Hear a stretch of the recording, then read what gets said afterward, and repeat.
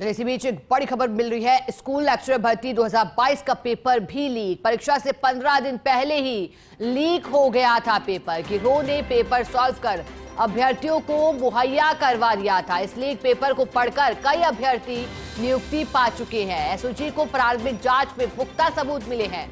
Hindi, economics और geography के paper leak होने के सबूत मिले हैं। एसओजी ने मामले में 7 के खिलाफ एफआईआर दर्ज की है। एक को हिरासत में लिया और 6 फरार पेपर लीक करने वाले नेटवर्क का खुलासा करने में एसओजी जुटी है।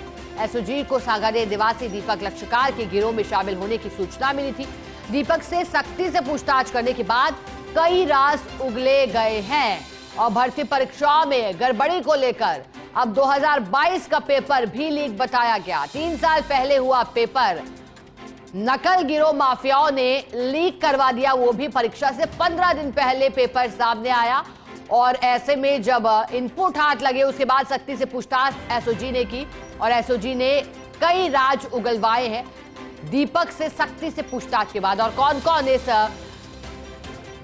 में लिप्त है ये पता लगाया जाएगा, क्योंकि कई लोग और कई अभ्यर्थी ऐसे भी हैं जो नौकरी पा चुके हैं। परीक्षा परिणामों में सफल होने के बाद उनकी नौकरी लग चुकी है और अपनी सेवाएं भी दे रहे हैं संबंधित विभाग में।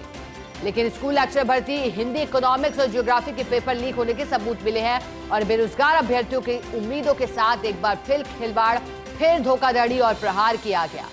पेपर लीक को लेकर भजनलाल सरकार ये साफ कर चुकी है कि पेपर लीक को लेकर सख्ताई बरती जाएगी और इस बात का जिक्र मुख्यमंत्री ने अलग अलग कार्यक्रमों में भी कहा है।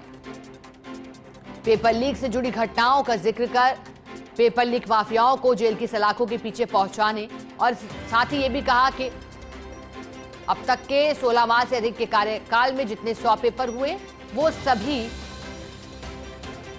सफलतापूर्वक संपन्न हुए। लेकिन यह मामला 2022 स्कूल लेक्चरर भर्ती पूर्ववर्ती सरकार के दौरान का बताया जा रहा है, जब पेपर लीक हुआ था। कई